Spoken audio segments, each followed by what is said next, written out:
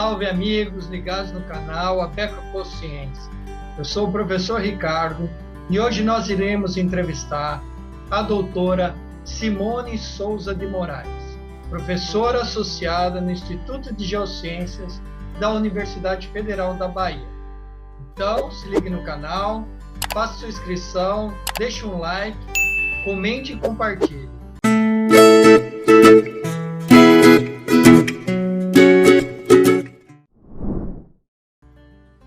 Salve, amigos ligados no canal Abeco Consciência. Estamos de volta hoje para entrevistarmos a professora Simone Souza de Moraes. Tudo bem, Simone? Oi, Ricardo. Prazer estar aqui com vocês. Prazer é nosso. Muito obrigado por aceitar esse convite e estar aqui junto com a gente no canal Abeco Consciência. Certo? Então, Simone, para iniciarmos, vou pedir que você fale um pouco sobre a sua carreira. Certo. Bom, olá a todos e todas. Meu nome é Simone Souza de Moraes. Eu atualmente sou professora do Instituto de Geociências da UFBA. Né? Eu sou bióloga de formação, com mestrado e doutorado em Geologia, os 3 cursos, todos pela Universidade Federal da Bahia. Então, sou cria da casa de ponta a ponta, com muito orgulho disso. Como bióloga, a minha formação foi, na realidade, em ambientes continentais, então a formação em si foi em recursos ambientais, né, o título propriamente dito. Né? Então eu trabalhava, na realidade, com ambientes continentais, né?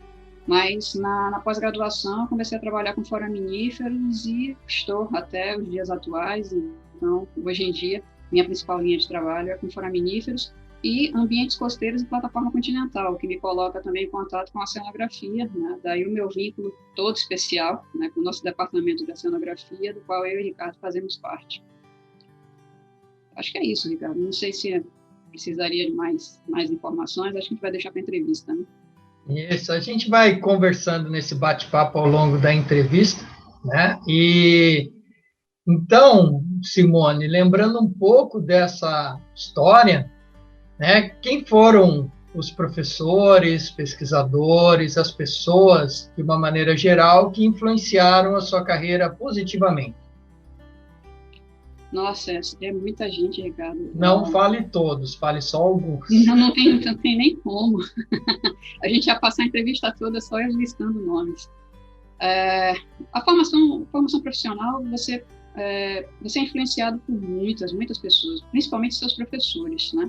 São sempre os nossos exemplos, aquelas pessoas que você tem afinidade, áreas de trabalho que você tem afinidade, e aí você começa a conhecer um pouco essas áreas.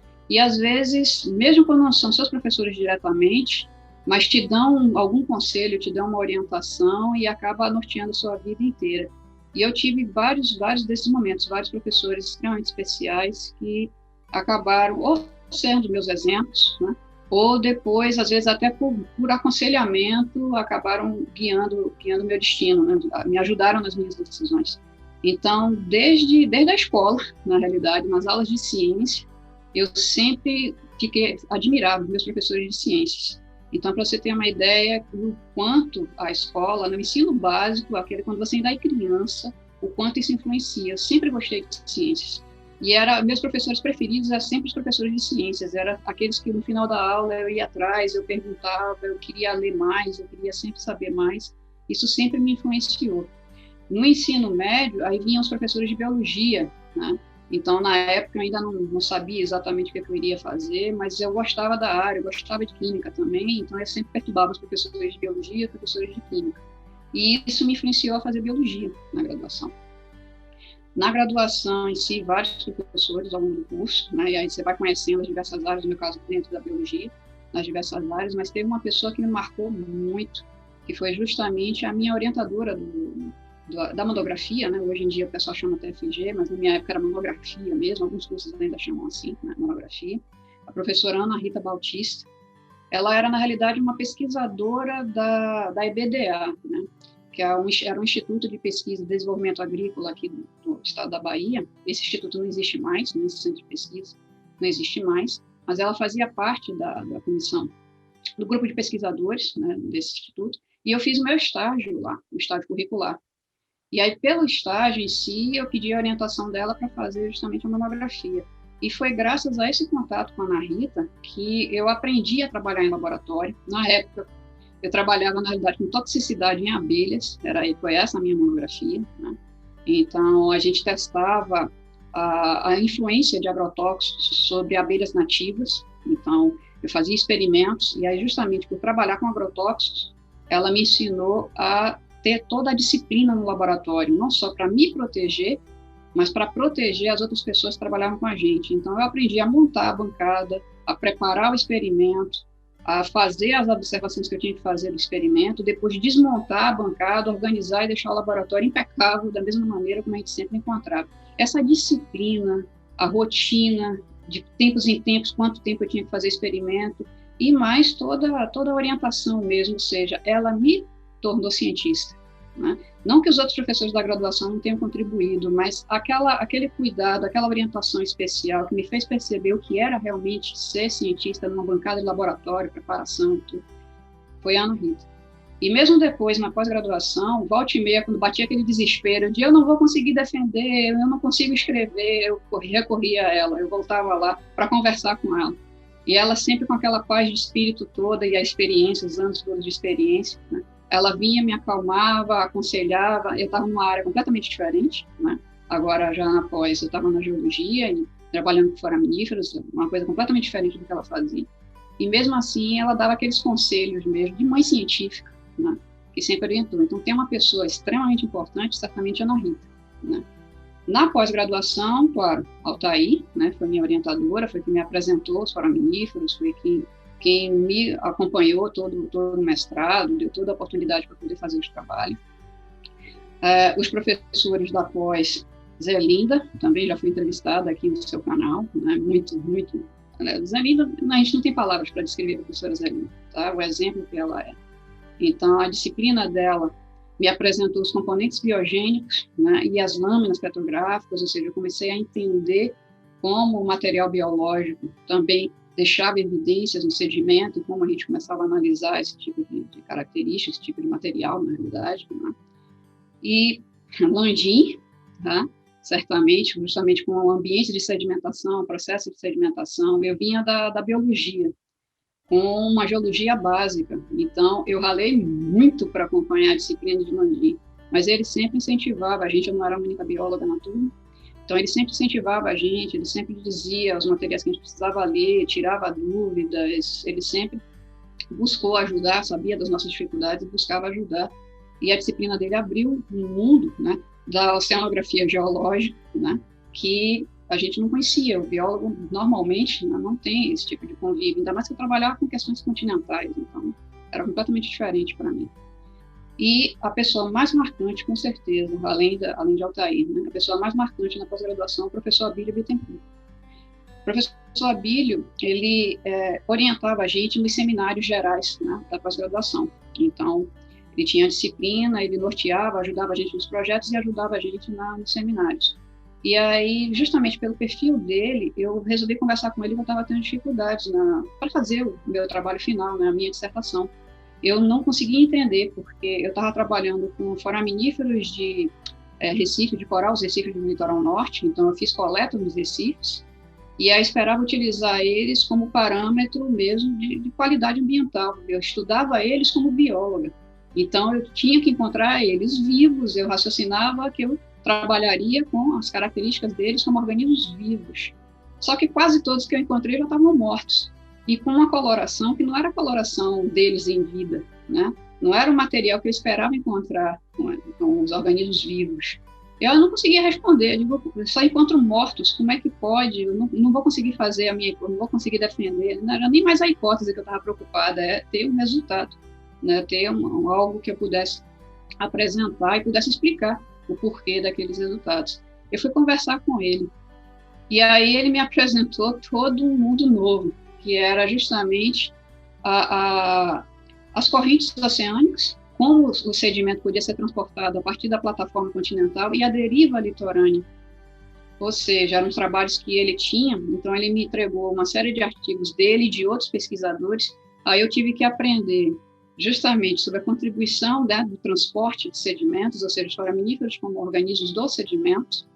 Tive que aprender tafonomia, que são as características que os organismos podem apresentar após sua morte, então todos os processos que podem influenciar esses organismos após a sua morte, por isso a coloração era diferente, o desgaste nas testes era diferente, então ele abriu para mim todo um universo que influenciou toda a minha vida profissional depois disso, porque não foi só a minha dissertação, não mudou só a minha forma, a minha perspectiva de interpretar meu resultado, mudou toda a minha profissão, porque graças a essa orientação do professor Abílio, uma conversa acho que de 30 minutos, eu acho, não deve ter durado mais do que isso, foi o divisor de águas do meu trabalho, porque graças a esse conhecimento, eu enveredei para a paleontologia, e hoje eu sou professora de paleontologia, tá? Então, se eu não tivesse tido aquele momento com ele, acho que foram 30 minutos com ele, todo o restante da minha vida seria completamente diferente. Então, eu agradeço muitíssimo ao professor Abílio, foi realmente um divisor de águas da minha profissão. E vários outros professores, na graduação e na pós, fica até difícil de listar o quanto cada um contribuiu. Mas, assim, certamente, as pessoas mais marcantes desse processo, certamente são eles.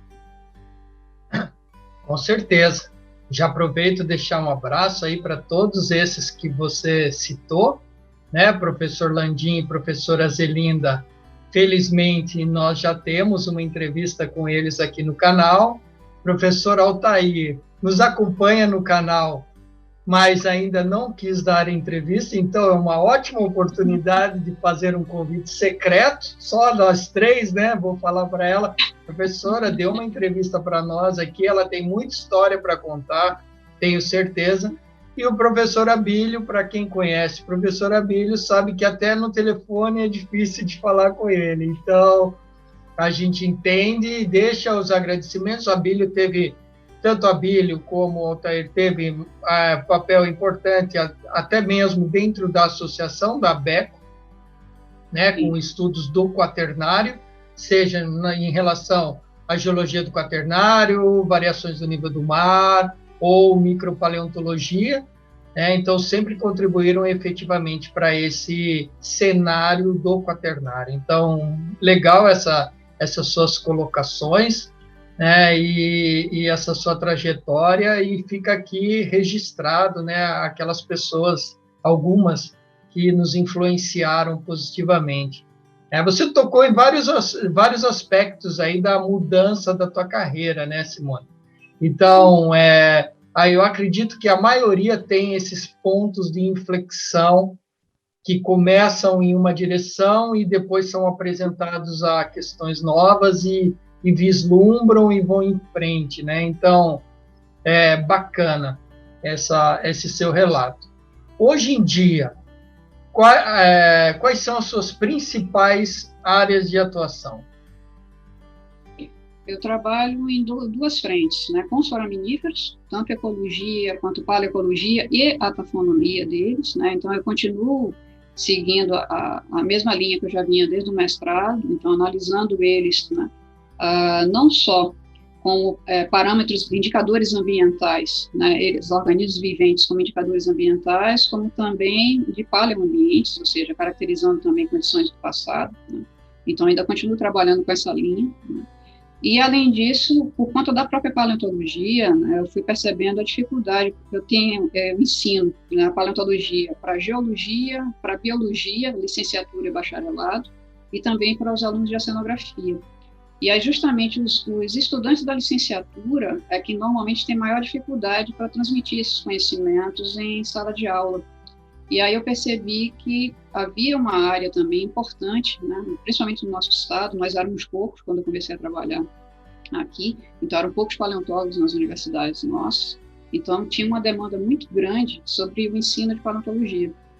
E aí isso me orientou, me abriu uma outra linha também, que é voltada para a parte de extensão. Eu trabalho com pesquisa e ensino, né, em ensino de paleontologia e a extensão, né, na área de paleontologia. Então, eu tenho essas duas frentes, foraminíferos, em si, como indicadores ambientais, e ensino de paleontologia, que envolve também a parte de extensão.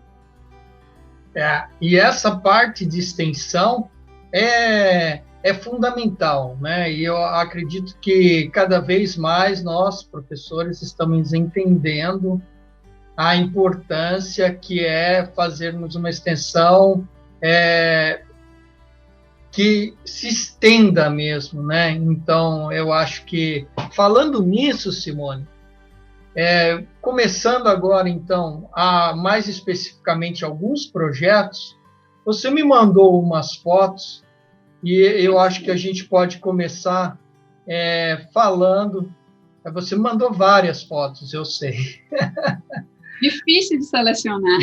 Mas aqui aparece para nós um projeto, né, um dos primeiros projetos aqui que nós vamos discutir no canal, que é o projeto FIOL, Salvamento Paleontológico, que eu acredito que vem muito nessa sua linha, tanto de pesquisa como de ensino não só a nível de graduação e pós-graduação, mas ensino básico, né, para crianças, adultos, e a extensão da universidade. Fale um pouco sobre o FIOL. Tá, o projeto FIOL, Salvamento Paleontológico, na realidade eu fui uma pesquisadora participante do projeto, né? O projeto em si ele foi coordenado pela professora Carolina Scherer, da UFRB, e contou também com a participação de professores da UFES, da UESB, né? Então, eram 4 instituições trabalhando nesse projeto. O objetivo principal do projeto era o resgate de fósseis que foram encontrados durante as obras da ferrovia de construção, né, da ferrovia de integração oeste-leste, por isso FIOL, né? Então, a cada trecho de obra, a cada abertura, né, desses trechos de obras, a equipe da professora Carol e outros pesquisadores visitavam esse local e averiguavam justamente a possibilidade, né, de haver fósseis, e quando era constatada a existência, esse material era o que a gente chama de resgatado, ele era coletado para fazer os estudos, né. Meu trabalho foi justamente de interação, não só com os operários da obra. Então, eu treinava eles, né, nós tínhamos palestras e também exposição de fósseis, né, a gente fazia nos canteiros de obra. Então, a cada nova frente, a cada novo conjunto, né, de operários que eram contratados, a gente visitava os locais justamente para fazer esse treinamento com eles, para eles entenderem o que era esse material que eles poderiam encontrar na obra, né, e saberem da importância. Então, o meu trabalho era diretamente com eles e com a comunidade. Aí, para a comunidade, o retorno da pesquisa, né, que a gente fazia, então, minha interface era realmente a extensão, né? Então, o retorno que a gente fazia para a comunidade era a partir das escolas. E aí, nas escolas, a gente tinha duas formas de atuação. Com os professores, que aí eu ministrava um curso de geociências para eles, principalmente geologia e paleontologia, né, para que eles pudessem aprender mais sobre essas áreas e como eles poderiam transmitir esses conhecimentos em sala de aula. Então, eu tinha uma formação básica com eles em relação à geologia e à paleontologia, e recursos para ensino, né, recursos didáticos para ensino, e a gente fornecia, inclusive, materiais didáticos, aí esses materiais já produzidos a partir dos fósseis resgatados durante as obras. Então, a gente entregava para eles, como está na primeira foto ali, a gente entregava para eles uma apostila, né, um roteiro, né, com os conteúdos que eram ministrados no curso, e um kit de réplicas de fósseis. Essas réplicas eram principalmente dos fósseis que foram encontrados ao longo dos trechos de obra, né? Então, a gente orientava como eles poderiam ministrar isso em suas aulas. E com os estudantes das escolas, e aí isso era aberto para a comunidade em geral, uma exposição de fósseis, né? A maior parte dos fósseis, quase todos eles, eram fósseis brasileiros. A gente fazia questão de trazer fósseis do Brasil, né? Exceto um ou outro, assim, que é de interesse didático, que era um fóssil que não era brasileiro, mas praticamente toda a exposição de fósseis brasileiros, e muitas peças de fósseis da Bahia, justamente para que a população, né, principalmente os estudantes, mas também visitantes da comunidade local, pudesse saber que existem fósseis na Bahia também, e o que eram esse material e como a gente trabalhava com esse tipo de material. Não só os fósseis da FIOL, né, mas também de outros municípios do estado que já tinham tido, né, esse tipo de material também registrado. Então, a gente trazia essa informação para a comunidade. Então, as fotos abaixo são justamente dessas exposições, com os estudantes e com os membros da comunidade. O principal produto do projeto foi o livro. Esse livro está disponível também na internet. Então, se colocar lá, Projeto FIOL Salvamento Paleontológico, vão encontrar o livro, né, dele. E aí tem todo o relato de toda a pesquisa, o material em si que foi encontrado, e das nossas atividades de extensão também, principalmente para estar em linguagem acessível para a comunidade em geral, mas ele foi pensado também para os professores que tiverem interesse, inclusive, em conhecer um pouco mais, né, sobre fósseis da Bahia, sobre esse projeto em particular, poder também apresentar esse material nas suas salas de aula. Bacana, é bem interessante. Nós temos aqui uma entrevista com o professor Flávio, lá do Piauí, e ele trabalha com arqueologia, né, oceanografia e arqueologia, e aí ele também fala da importância, né, e como a Associação Arqueológica Brasileira atua também no resgate desse tipo de material, na preservação, na curadoria, enfim, né? Então é um patrimônio nacional, e o fóssil tem uma legislação, inclusive, que o protege legalmente, né? Então, sim, muito interessante. A arqueologia e a paleontologia têm muita ferramenta em comum. É patrimônio nacional, né? Tanto os registros arqueológicos, ou seja, os artefatos produzidos, né, pela atividade humana e que representam a história humana, né? Quanto os fósseis em si, então, restos ou marcas, evidências deixadas por organismos do passado, né, outros seres vivos além do humano. Então, a gente tem ferramentas em comum, e muitas vezes, quando a gente faz o trabalho de resgate paleontológico, muitas vezes a comunidade também relata materiais arqueológicos, como pinturas rupestres, por exemplo. Aí, isso era feito por uma outra equipe. Então, a gente relatava esses registros para o pessoal da arqueologia, que aí eles passam a ter ferramentas que são específicas e, claro, né, a especialidade deles para poder trabalhar com esse tipo de material. Mas, ao contrário, também acontecia. Quando tinha registro de fósseis, algum material, a equipe relatava para a gente também. Então, é uma parceria muito grande, realmente, por afinidade de trabalho e pela importância em si que os materiais têm, que esse patrimônio nacional tem. Bacana. E leva ciência, leva tecnologia, leva conhecimento, né, para a sociedade.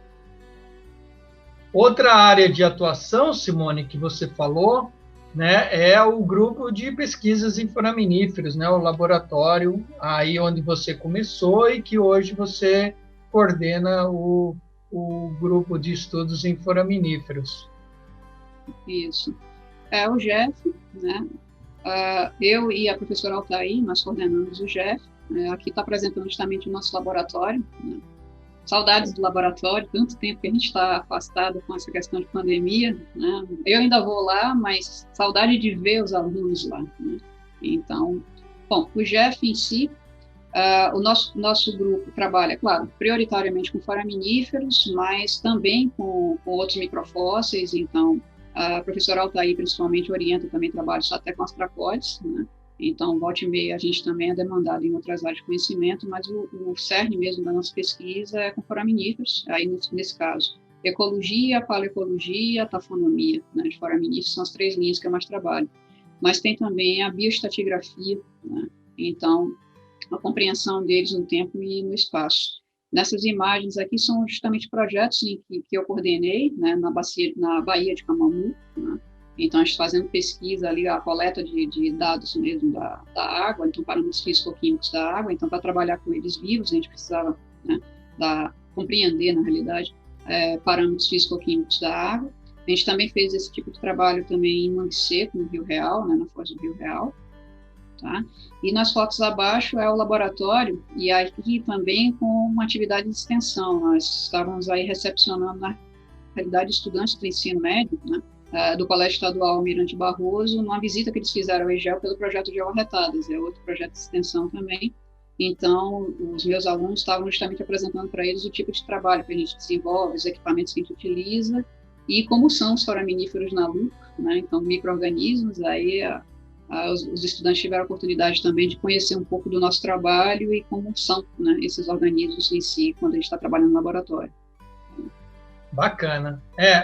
Nós temos uma entrevista aqui com a Patrícia Eichler, que também explica bastante sobre os foraminíferos. E já que você falou do outro projeto que você atua, Georretadas, então, dentro das imagens que você me mandou, eu separei essas 4, tá? Então, algumas ficaram de fora, mas mostra que o projeto é bem abrangente. E eu queria que você explicasse um pouco sobre esse Georretadas. O Geoarretadas é um projeto de vida, na realidade, né? A gente começou, né, eu e a professora Tatiane Combe, nós coordenamos o projeto Geoarretadas, mas nós contamos, na realidade, com uma equipe muito grande, né, tanto de docentes quanto de estudantes de graduação e de pós-graduação, todas meninas, né, que atuam justamente para levar conhecimentos de geociências para o ensino básico. Então, nossos 4 cursos dentro do IGEL, Geologia, Geografia, Geofísica e Oceanografia, nós temos docentes e discentes representando os 4 cursos, né, que atuam, né, nos 4 cursos, e nós levamos conhecimentos para, né, os docentes e também para estudantes, né, sobre essas profissões. O objetivo inicial era atrair mais estudantes do sexo feminino para os nossos cursos. Então, nós pretendíamos, né, apresentar para eles as nossas profissões, né, a importância delas para a sociedade e também motivar, né, estudantes, principalmente do sexo feminino, para os nossos cursos, porque a nossa estatística, né, de entrada e formandos, né, mostra que há uma maioria ainda do sexo masculino. E mesmo no nosso próprio instituto, o número de professoras, né, e pesquisadores do nosso instituto ainda é menor, né, do que o número de homens atuando. Então, a gente começou sob essa perspectiva de atrair mais estudantes. Só que, quando a gente começou a trabalhar realmente com os colégios, a gente percebeu que havia uma defasagem do conhecimento de ciências, no caso de geociências. Então, a gente não podia somente, né, fazer a atividade para as meninas. A gente precisaria incluir os rapazes também, porque era ensino de ciências, então a gente não poderia negar, né, a oportunidade desse conhecimento. E aí a gente começou a trabalhar nessa perspectiva de não só apresentar as geociências para os estudantes do sexo feminino, mas também para estudantes do sexo masculino, só que a partir do nosso exemplo como pesquisadoras e como estudantes, né, as meninas, na história de vida delas, mostrar a importância do papel feminino na produção de ciência.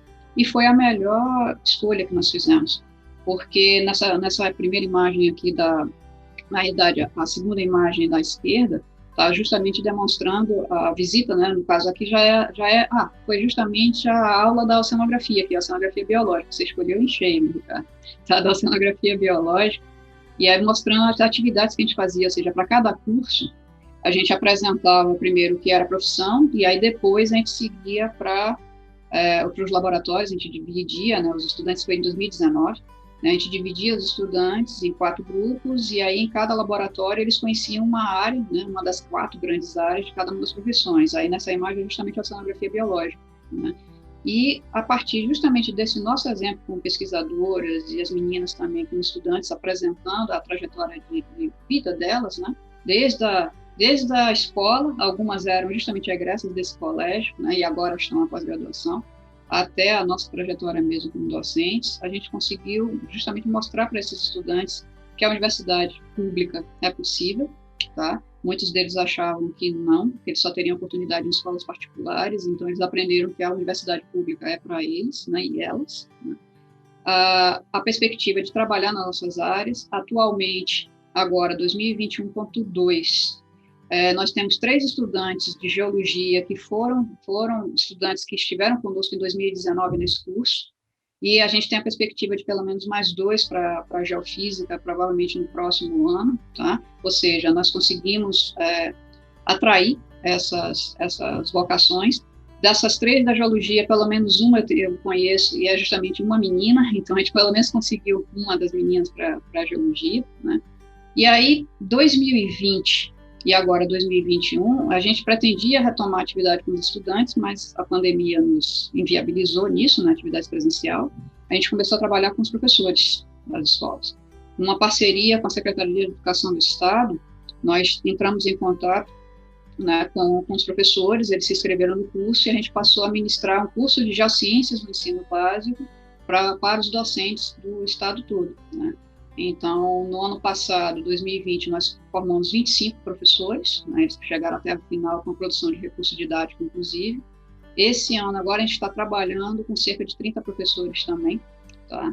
A gente ainda não tem um número exato que está em andamento ainda do curso, mas cerca de mais ou menos 30 professores que estão frequentando o curso também. A diferença desse ano é que a gente está trabalhando com situação-problema, que é a poluição. E aí, no caso da oceanografia, por exemplo,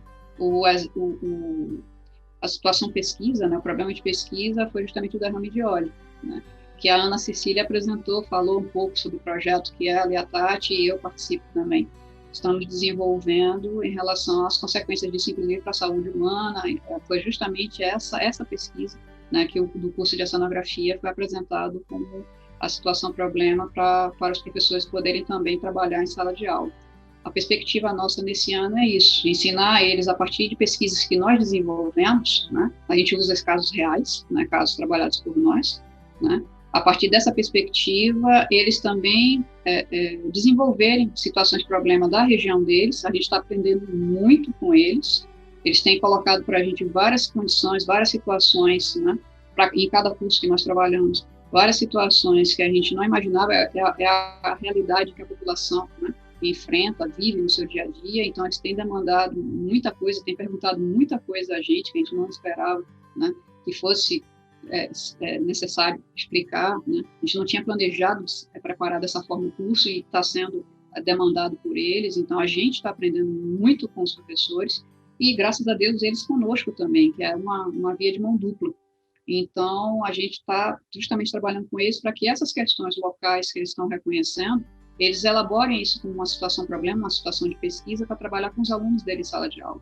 E aí a parte mais importante é porque deixa de ser uma pesquisa que foi realizada em um outro local, mesmo que seja no nosso próprio estado, né? Uma pesquisa que foi realizada em Salvador para ser a pesquisa que eles veem e que eles conseguem analisar, eles conseguem chegar a algum resultado diretamente relacionado à comunidade deles e respostas que eles podem levar, tá? Inclusive para as autoridades locais, né?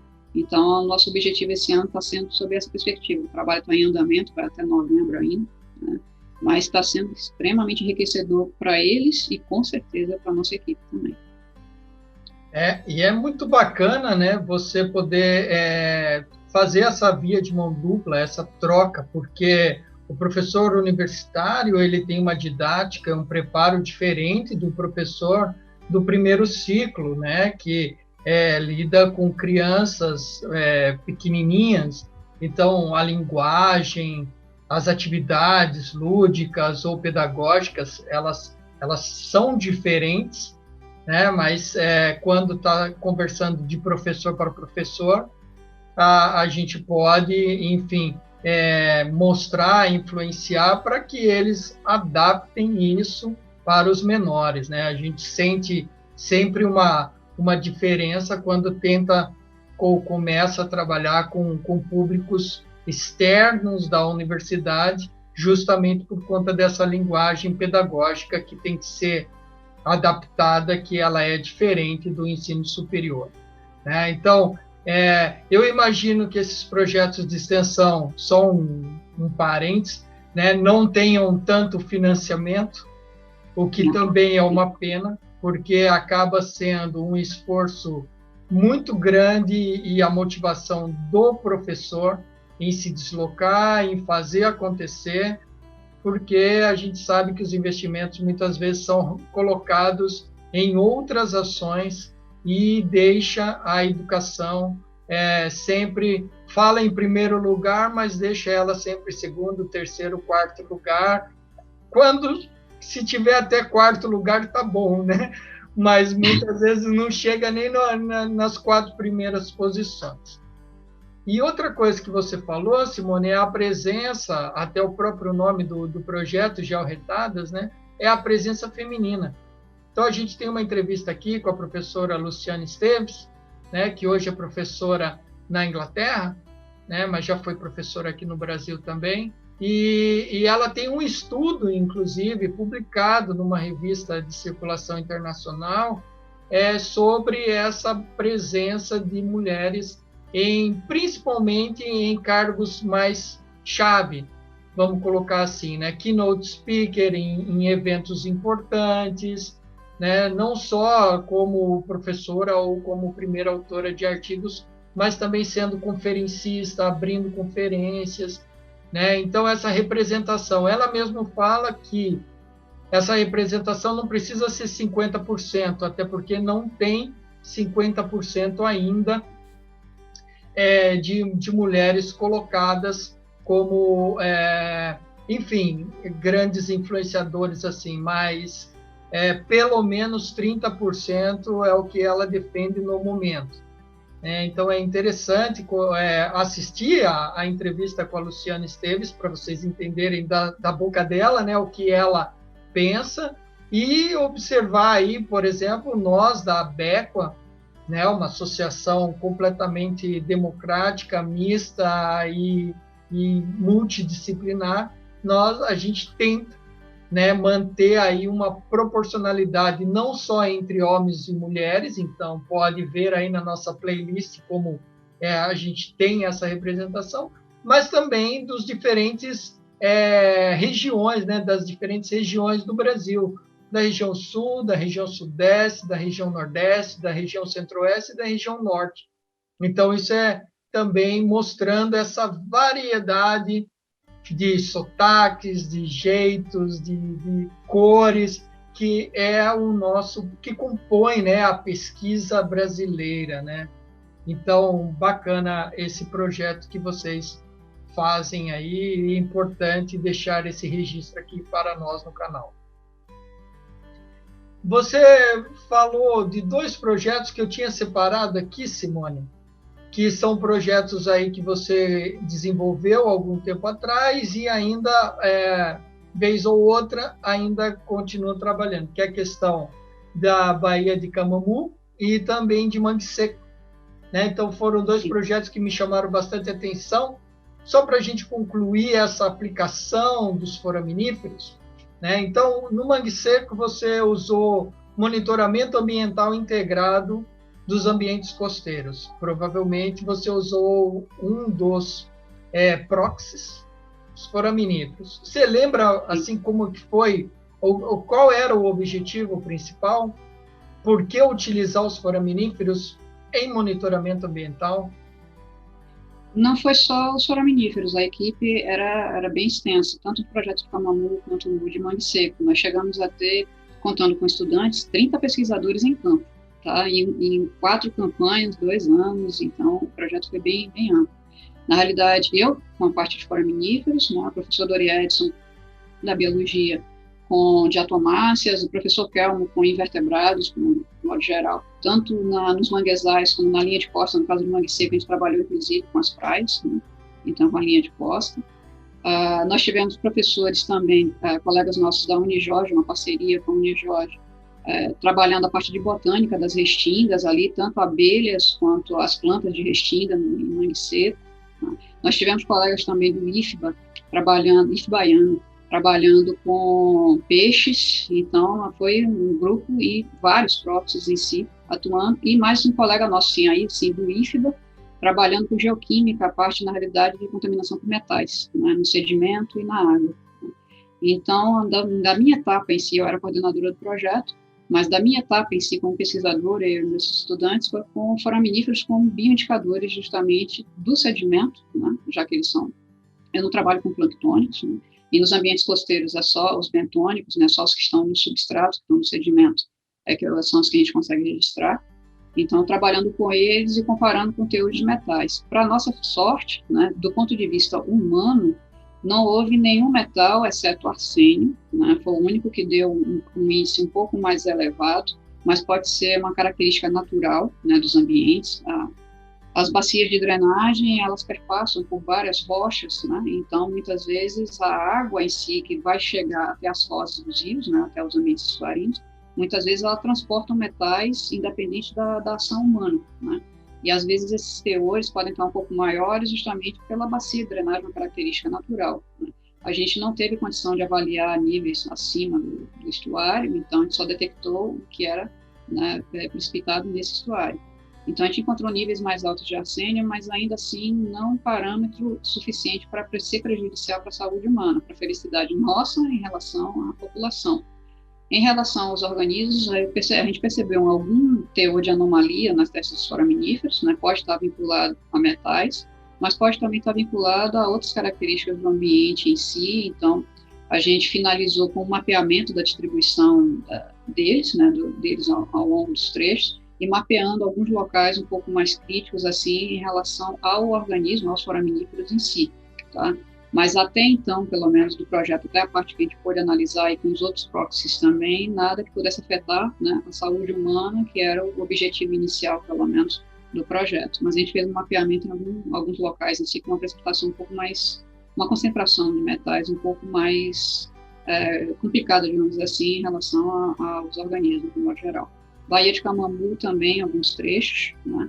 Ela em si, novamente, nenhum teor, a gente estava preocupado com alguns locais que já tinha relatos, né, anteriores da própria comunidade, também de contaminação por metais. Esses teores mais elevados existem, mas ainda está abaixo do nível, né, dos parâmetros em si que possam afetar a saúde humana. Então, a gente avisou isso, inclusive isso, a comunidade tinha um retorno, a gente teve um retorno, né, para a comunidade.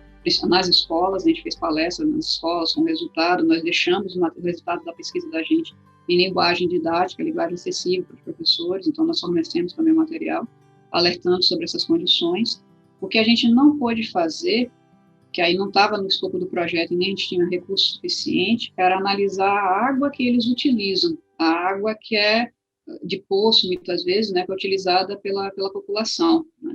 A gente não sabia dessa demanda, né, e não tinha como acrescentar isso no projeto. E como a gente não teve outros editais depois para retornar, mas era uma questão que ficou na minha mente de poder trabalhar mesmo com as pessoas e trabalhar se há contaminação dessa água, por exemplo, que é utilizada por eles. Eles acreditam que pudesse percolar alguma coisa, mas a gente não tinha como analisar na época, né? Mas mesmo assim a gente deu a eles todo o retorno todos os proxies, né, que nós estávamos analisando. E aí, mais uma vez, Baía de Camamu, alguns trechos, com alguma precipitação a mais de metais ou não, mas como a Baía de Camamu é extremamente densa, né, ela é extremamente ampla, né, estava justamente em trechos que normalmente não são muito utilizados pela população, na mariscagem, na pesca, então a gente não se preocupou muito em relação a isso, e de fato, nos locais mais utilizados, não tinha essa concentração tão elevada, tá? Mas, de qualquer maneira, são bons locais excelentes para a gente poder comparar com outras baías e outros estuários do nosso estado e até de fora, justamente por conta disso. Eles são locais, claro, tem alguma influência humana, com certeza, mas ainda em níveis que a gente consegue comparar em relação a outros locais já bastante contaminados, bastante alterados pela influência humana. A gente tem como ainda, né, ter algum limite em relação às condições mais próximas possíveis do natural, né, sem a influência, com aquelas que estão realmente sob forte impacto ambiental. Então, são dois locais muito interessantes para a gente gerar esse modelo também. Bacana, isso é importante. Só você já falou duas vezes. O primeiro foi seu trabalho de TCC com abelhas. E agora você falou também que as abelhas também foram vistas lá na questão do mangue seco. E aí você me corrige se eu estiver errado, mas as abelhas, elas são fundamentais, né, na polinização. E sem a polinização, né, das angiospermas, principalmente, né, que são as que produzem os pólen, né, os grãos de pólen. Uma abelha aqui, ó, falei nela, ela apareceu aqui na telinha. Né? Esse mecanismo de reprodução e de mistura entre os espécimes também fica inviabilizado, né? A gente sabe que já existem até alguns países que fazem uso de polinização artificial porque acabaram com as abelhas nativas, né? Então, só um alerta aí, como essa história da biodiversidade, ela está interconectada, né? Você afeta um inseto, você afeta a planta, você pode afetar diretamente, por exemplo, a agricultura, diretamente, né? Culturas aí de milho, de soja, enfim, de todos esses grãos que são importantes para a segurança alimentar. Não é isso? Com certeza. E as espécies nativas, eu trabalhava justamente com as espécies nativas, né? Não é a abelha que a gente está acostumado do mel, né, tradicional, a apis em si, né, que ela foi introduzida. A gente trabalhava justamente com espécies nativas e tem uma diversidade gigantesca de abelhas nativas, né, importantíssima. E aí daí o problema, quando a gente suprime as áreas de vegetação, inclusive de manguezal, influencia nessa diversidade dos animais e diretamente sobre as abelhas. O estudo na Restinga foi extremamente importante até para mapeamento mesmo dessa diversidade, comparação com outras áreas, né, outros locais, descrição de espécies. Então é fundamental esse tipo de conhecimento até para proteção, são áreas de proteção ambiental. Deveriam ser áreas de proteção ambiental, mas o que a gente vê é cada vez mais calçadão, estacionamento sobre dunas primárias, vegetadas, né? Projetos para quem trabalha com a questão ambiental, projetos meio sem cabeça, né? Que não prevêem aí questões estratégicas futuras, presentes e futuras. Então uma ação antrópica ou antropogênica muito degenerativa com o passar dos anos. E aí eu já te pergunto, Simone, como que você vê o trabalho que você e seu grupo vem gerando em termos de importância para a sociedade? Obviamente, você já descreveu algumas importâncias relacionadas aos projetos de extensão e mesmo ao projeto de pesquisa, a contaminação e tal, mas, assim, uma maneira mais simples, quais seriam aí as grandes importâncias para a sociedade? Bom, dos foraminíferos em si, eles são próxios, eles são ferramentas muito conhecidas da ciência. Então, é indiscutível a aplicabilidade deles no monitoramento ambiental, né? Agora, são micro-organismos, então, quando eu chego em um lugar, eu trabalho com foraminífero, o pessoal me olha, fora o quê? E aí, para você apresentar, explicar, claro que quando a gente trabalha com professores, ou até com estudantes, que a gente pode levar lupa, aí eles conhecem todo o mundo microscópico, né, que está na areia, que eles veem, que eles manipulam, que eles utilizam, né, e que eles não sabem que existe, né. Mas, de imediato, assim, o retorno de imediato aos olhos dos seres humanos, né, os micro-organismos, eles não percebem a contribuição gigantesca, né, que eles podem nos dar como retorno mesmo de informação. E foraminíferos entra nesse grupo, justamente por ser extremamente sensível e estar na cadeia alimentar. Então, o que afeta eles, afeta todo a teia alimentar e, em última instância, até o próprio ser humano, né? A alimentação humana depende fortemente, né, do que é retirado dos oceanos, do que é retirado das linhas de costa, né, dos ambientes costeiros em si. E os foraminíferos estão justamente nesses ambientes e fazem parte dessa teia alimentar. Então, como eles são mais sensíveis, qualquer alteração no ambiente, eles registram isso antes que chegue a esses níveis maiores, que possam, inclusive, até mesmo afetar seres humanos. Então, eles são uma ferramenta extremamente interessante, extremamente útil para fazer essa interpretação durante qualquer evento de influência humana, né, o derrame de óleo, por exemplo, no litoral da costa nordestina, na realidade. Eu falo a Bahia porque a gente está estudando sobre ela, mas, na realidade, ao longo da costa nordestina inteira. Tá? Então, a gente tem dados anteriores ao derramamento, estamos trabalhando com dados agora, após a influência desse derramamento, para verificação justamente dessa influência nos grupos, né, de micro-organismos e, por via de consequência, né, daí em diante. E na parte de extensão, aí esse eu tenho um retorno mais imediato, é mais visível para as pessoas, né, que é a formação tanto dos estudantes, mas principalmente dos professores. A gente investe muito com georretados, principalmente, na formação dos docentes, né, porque é através desses docentes da rede pública estadual que esse conhecimento que nós transmitimos e aprendemos com eles é transmitido para os estudantes a cada ano. Então, o número de pessoas, né, que acabam sendo atingidas pelo georretados vai muito além daquele número de professores que a gente forma por ano, né? Então, nosso maior investimento é justamente na extensão, porque é o imediato. Esses conhecimentos que a gente produz na academia, né, volta imediatamente para esses professores e vai para a sala de aula e volta diretamente para esses estudantes. Então, a partir desses estudantes, a gente acaba permeando a sociedade como um todo, porque eles levam para suas famílias esse conhecimento, eles discutem entre si, então é a maneira mais direta. Dentro desse contexto dos projetos de extensão, Simone, aí, então, eu vou te perguntar dentro desse contexto.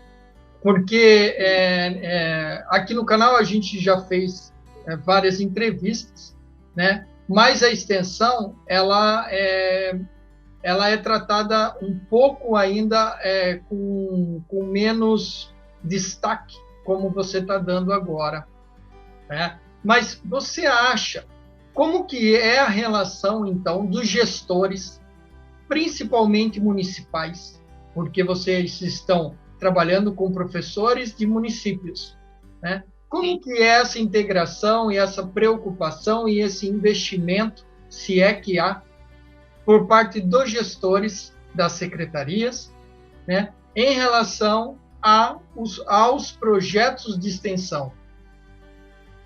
Que o destaque, a importância ficou clara aqui, além da formação de recursos humanos, que é uma atividade extremamente fundamental. Mas como é para você essa relação? Investimento financeiro praticamente não existe. Em escala municipal, principalmente, claro, também tem as instâncias e os recursos que cada município pode despender, né? Não é tão simples assim. Em escala estadual também não, tá? A gente depende muito dos recursos, principalmente agora da própria universidade. Aquela parcela que ela recebe para os projetos de extensão da universidade inteira, a gente concorre, né, dentro desses editais para ter o apoio. E, claro, isso é limitado, porque tem que, né, o recurso já é limitado para a universidade e ainda tem que abranger todas as atividades de extensão da universidade. A gente tenta concorrer a editais externos, mas os editais externos geralmente são de empresas para o Brasil inteiro, né? Então, é uma concorrência maior do que o universal do CNPq, por exemplo, né? Mas, mesmo assim, a gente vai tentando, ou seja, mas editais mesmo de extensão, mesmo em âmbito federal, são raríssimos, tá? A gente tenta, mas são raríssimos, e agora cada vez menos, ou seja, recurso financeiro para projetos como o nosso, né, de extensão, praticamente não tem. A gente vai trabalhando com o pouco que a gente consegue, e com parcerias, né, apoio de instituições governamentais e pessoas que percebem a importância, né, do trabalho em si. Na escola, o trabalho que a gente fez mesmo com a escola aqui, o Almirante Barroso, comerciantes locais forneciam lanche, né, diminuíam o valor para a gente poder pagar mais barato, ele não faria isso para um cliente comum, diminuíam o valor para a gente pagar mais barato, justo porque sabia que era um projeto que estava trabalhando com a escola do bairro deles, ou seja, os filhos deles estudavam, ou eles mesmos já tinham estudado naquela escola, então os comerciantes, né, que acabavam auxiliando. Agora, por todas as vezes que a gente tem uma atividade desse tipo, um projeto de extensão, e a gente entra em contato com qualquer instância governamental, normalmente a gente é muito bem recebido. Eu não tenho queixa em relação a essa parte. Até agora, graças a Deus, não. Eu não cheguei a receber não, tá, de nenhuma instância assim que a gente precisou trabalhar. Claro, a gente apresentava o projeto, a importância, e aí a gente ia abrindo e discutindo com eles quais eram as demandas, né, e o que a gente poderia abranger. Então, a gente não chegava assim, não quero, a gente não tem interesse, a gente não ouve isso, né?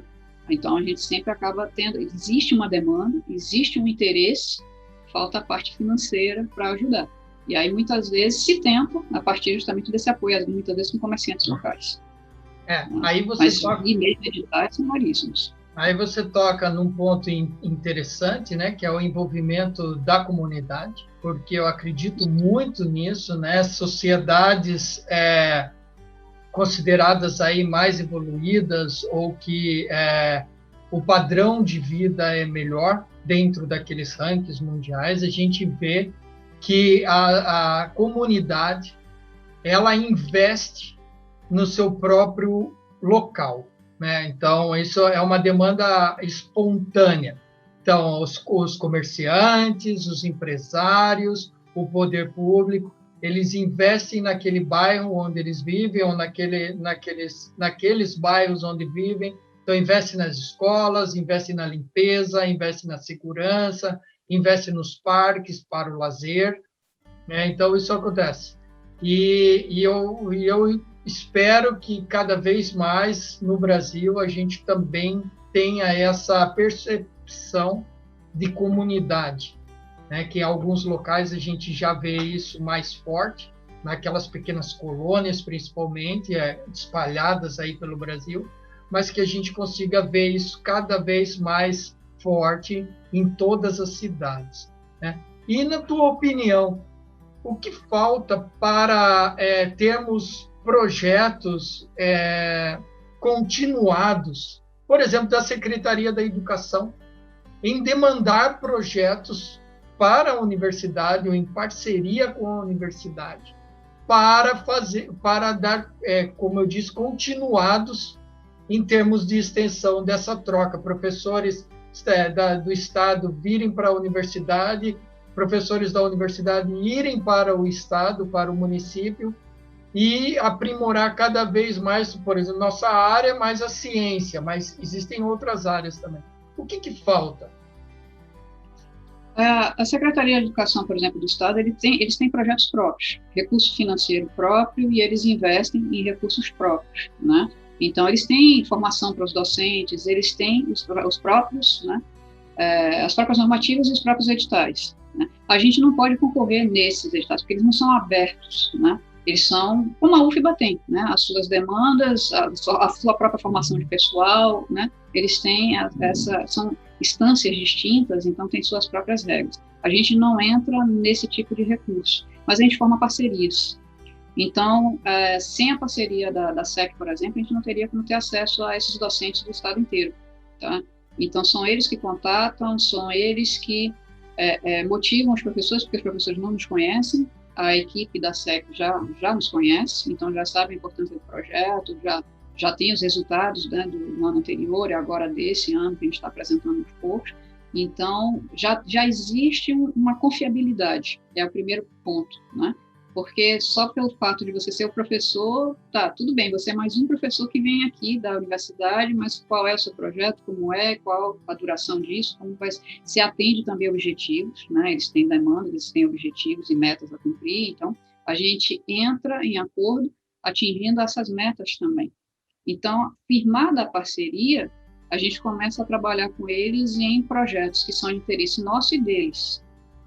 E, ao longo do tempo, a tendência é isso ir se ampliando. Então, eu acho que talvez o que falta, já existem certamente iniciativas, não só da UFBA, mas de outras universidades, que já estão há mais tempo nesse tipo de atividade, não só com a SEC, mas com outras secretarias do Estado e algumas municipais, certamente, né? Já tem um tempo, mas muitas vezes o que falta é isso, a continuidade, a confiabilidade, né?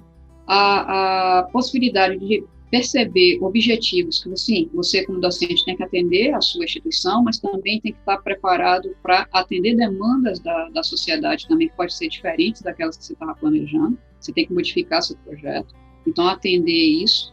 A única parte que esbarra nessa parceria é a possibilidade da troca de recursos. O Estado não pode financiar, nós somos agentes federais, né, servidores federais, eles não podem financiar, eles só podem oportunizar, mas não podem, por exemplo, pagar uma diária para mim, para eu ir para um município. Eu vou depender da instância federal para fazer isso.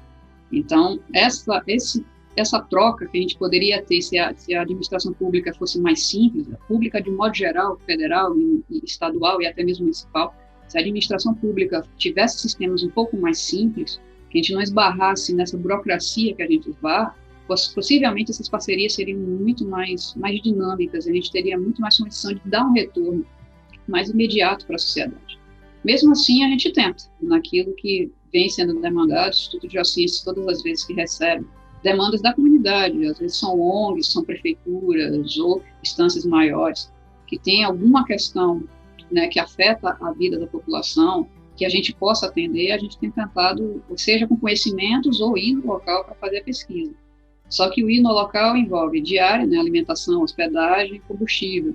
Aí, muitas vezes, o que a gente faz? A prefeitura pode arcar com a hospedagem e a alimentação da equipe? Pode.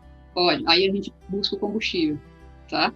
Ou seja, eles não pagam para a gente, eles pagam os comerciantes de lá, né? E a gente faz o trabalho atendendo lá. Muitas pesquisas estão sendo dessa maneira, porque a gente não consegue o recurso pela nossa, porque não tem, né?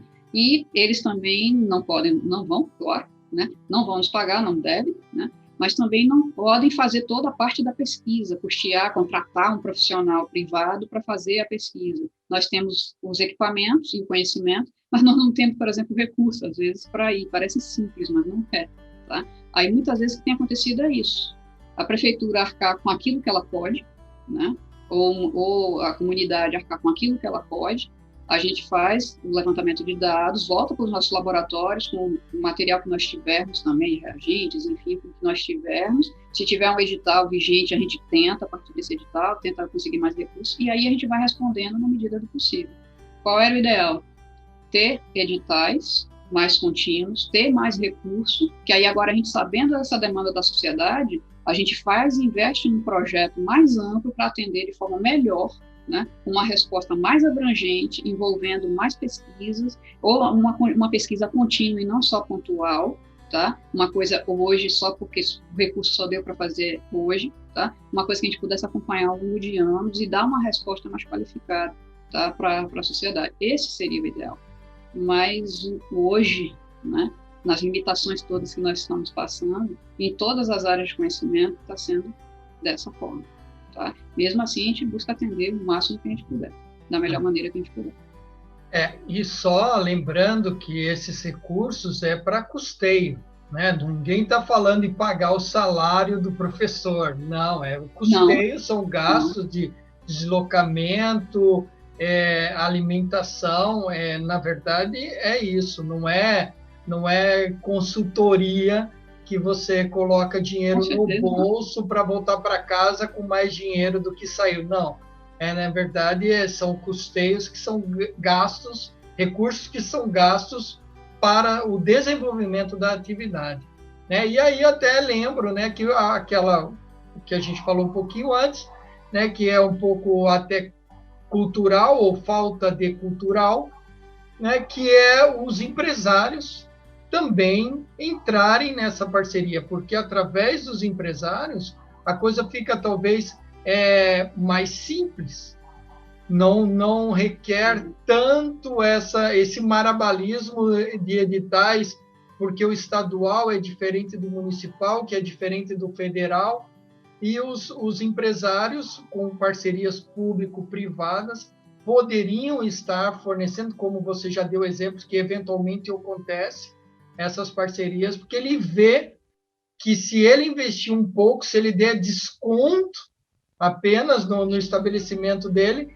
ele vai estar favorecendo ali os filhos deles que vão receber uma educação de maior qualidade na escola do bairro onde ele mesmo já estudou. Então, eu acho que cada vez mais a gente pode aprimorar essa relação público-privada para o desenvolvimento das pesquisas, do ensino, da extensão, né? Então, Simone, a gente está chegando na parte final da nossa entrevista. Eu já tenho que te agradecer por estar aqui conosco, agradecer a todos que estão aí nos assistindo, acompanhando os vídeos do canal Abeco Consciência, né? Deixe um like, pare um minutinho, deixe um like, é legal, ajuda o canal, comente, compartilhe, né? Compartilhe com mais pessoas fora desse nosso pequeno hall de conhecimento, né? Grupos familiares, grupos de amigos, enfim, para ajudar a gente a percolar mais pela sociedade. Lembrando que 2022 nós estaremos juntos no 18º Congresso da Abequa, que será em Porto Seguro. Então, é o Congresso da Associação Brasileira de Estudos do Quaternário, né, que envolve temas os mais diferentes e abrangentes possíveis dentro desse tempo que é o quaternário, onde a presença do homem e as suas modificações são tão importantes e tão relevantes para entendermos melhor o nosso planeta, né? Lembrando que a Abequa tem uma revista científica que aceita receber textos em inglês, português e espanhol. Então, eu convido a todos a submeter seus artigos para serem apreciados pelos pares lá no site da Abequa. Todas as informações do Congresso serão vinculadas tanto no canal Abequa Consciência, como nas outras plataformas digitais, Facebook, Instagram e o próprio site da associação. Toda a descrição da professora Simone Moraes vai estar aqui no vídeo, inclusive o link para o currículo Lattes. Então, facilmente vocês conseguem localizá-la e entrar em contato, né, para esclarecer dúvidas, estabelecer parcerias, enfim. Simone, quer complementar alguma coisa que foi dita desde o início até agora, antes de passarmos para as questões finais? Não, você ainda vai ter as questões finais, a fala final, então eu deixo para a fala final. Assim. Tá. Só lembrando mesmo, você mencionou a questão de parceria e a importância. Eu acho que no momento que a gente está, serviu inclusive para reflexão sobre isso, a importância da ciência, tá? De modo geral. A gente passou aqui justamente sobre o maior problema que a ciência, nós cientistas, estamos enfrentando agora, que é a questão de recursos financeiros, né? E você tocou num ponto extremamente importante. As pessoas pensam que a gente fala, a gente não tem verba para pesquisa, e as pessoas pensam que é para pagar a gente, né? A pessoa, o CPF, Simone, tá? Não é essa a questão, tá? A questão é para o custo mesmo de um reagente para você fazer um experimento na bancada do laboratório, é o recurso para você pagar a alimentação e a hospedagem na cidade. Você sai da sua cidade para uma outra cidade, então você pagar a alimentação, e não é só a sua, você, professor, é você e os estudantes. A gente ainda, né, chega num ponto que a gente fecha o olho e tira do bolso quando a coisa está extremamente grave, que não deveria, é o nosso salário, a gente deixa de pagar algo pessoal, algo importante para a sua família, às vezes para poder não perder aquela maré, não perder aquele registro ali daquele momento e prejudicar ainda mais, né, a sua pesquisa. Você paga a sua comida para pelo menos não onerar ainda mais a pesquisa. Mas a gente não pode fazer isso com os nossos estudantes, por exemplo. A bolsa deles é muito pequena. Você não vai fazer ainda, além de tudo, né, da bolsa de estudo deles, eles retirarem isso. E aí inviabiliza, porque você não pode arcar com tudo isso. Então a gente vai muitas vezes para campo, só a gente, um estudante, olha lá, sendo que muitas vezes é para abranger uma área que a gente poderia ter resultados melhores, poderia ir mais vezes, poderia fazer uma pesquisa, né? Capacitá-los mais. Cada vez que vai ao campo, você aprende coisas novas, técnicas novas, que depois você vai ser demandado pelo mercado. E interagir com as pessoas, interagir com a comunidade, fazer a comunidade perceber a importância do nosso trabalho, né? Os estudantes perceberem a importância deles interagir com essa comunidade, a comunidade saber a importância de interagir conosco, de como é que funciona o nosso trabalho, ou seja, a gente perde isso. Então, perde a rede. Quando a gente fala... Perde a rede. Desmonta então, quando a gente fala que a gente precisa de mais recurso, é nesse sentido, não é só a questão, não, a gente está falando do nosso salário. Claro que a gente vai reclamar do nosso salário para sempre. Todo trabalhador tem que buscar o melhor para si. Mas não é essa a questão. A gente chegou num ponto que até o mínimo, o básico, para a gente formar os nossos estudantes como pesquisadores e para a gente continuar a produção de conhecimento nacional. Então, é em cima dessa questão que a gente tem que trabalhar e a comunidade, a sociedade, de modo geral, entender. Tá? Quando a gente diz que a ciência está sendo muito comprometida no nosso país, nos últimos anos para cá, cada vez mais. Então, é um conhecimento que poderia melhorar a qualidade de vida de cada brasileiro no seu local. Tá? A gente não está falando de produzir conhecimento para fora do nosso país, é no seu local, a sua qualidade. Mostrarmos cada vez mais as oportunidades que a universidade proporciona e a sociedade se integrar mais e depois passar a cobrar, né? Mas para finalizarmos agora, Simone, qual é a importância da Abequa para você e da década dos oceanos? Vem justamente nisso que a gente estava comentando. A importância da Abequa em si é essa produção de conhecimento, né?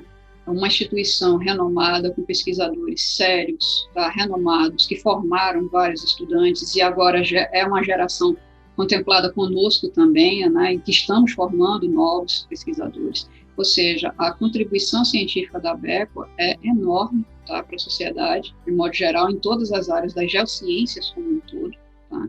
Em todas as áreas dessas contribuições não só acadêmicas, mas de retorno mesmo para as comunidades. Tem vários projetos de extensão e de pesquisa com a extensão diretamente com comunidades, feitos por vários pesquisadores da Abequa.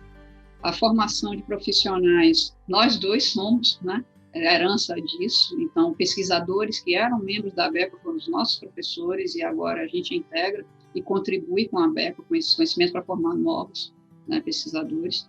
E a década dos oceanos vem justamente para a gente perceber, na realidade, não só a produção de conhecimento, né, que ela vai estar oportunizando, né, ampliar mais o conhecimento sobre os oceanos e a importância dele, mas principalmente para a sociedade, para mostrar a população mais simples até o grande empresário, tá? A importância que os oceanos têm para o planeta como um todo, para essa geração e para as futuras, não só em termos de sobrevivência, né? Desde sempre a nossa espécie, né? Sempre conviveu muito com áreas costeiras, porque nós sempre dependemos muito dos alimentos retirados e também das condições dos ambientes, mas também por questões climáticas, a importância gigantesca que os oceanos têm nos climas do mundo. Então, a gente não pode continuar tratando os oceanos como se fosse um lixo, como se fosse, está longe da minha vista, então larga para lá, porque isso volta, tá? E o retorno, a gente está percebendo as consequências de um modo geral, tá? Não é só na praia que você vai estar com lixo, mas na alimentação, na sua, né, os peixes e molluscos e tudo que você se alimenta. Mas eu não me alimento disso, mas alimento de outros organismos e mais outros materiais que são retirados dos oceanos também, que são utilizados nos oceanos também. E até medicamentos que são produzidos a partir de organismos ou minerais que são extraídos, né, de fontes oceânicas e de fontes costeiras.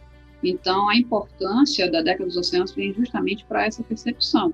Faz parte do nosso planeta, é importantíssimo para a nossa sobrevivência como espécie e para as próximas gerações. Então, está na hora da gente ter uma responsabilidade com relação a todas as nossas atitudes, né?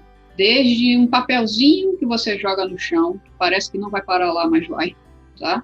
A motivar outras pessoas a olhar de outra forma, a perceber de outra forma a importância dos oceanos e dos seres vivos que estão nele.